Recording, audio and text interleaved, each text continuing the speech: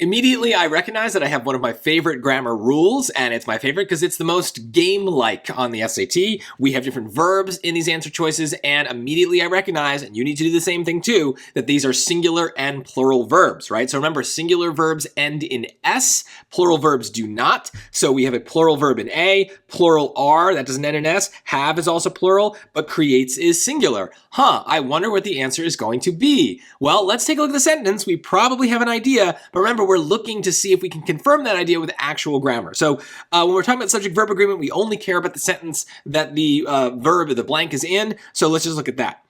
It's an example of anti-metaboly, a writing technique that creates emphasis by repeating a statement in a reversed order. So it's got to be that. You can hopefully just hear it. And why is it singular? Why do we need that singular idea? Well, writing technique.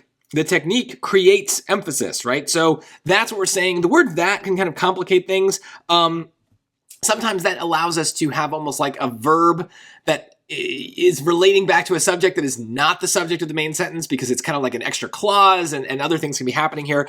I really wouldn't worry about that here though. And this is why understanding the singular and plural rule is really helpful because we notice that we have one singular answer choice and three plurals.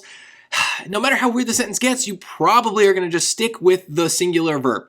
And the reason people get these wrong is they don't think about singulars and plurals before they start solving, and they don't bother to categorize them even after they've read the sentence. And so they just kind of go with what maybe sounds best, or maybe they fall into a trap. But you need to start by categorizing these verbs. You will almost always notice that one of them is different from the other three.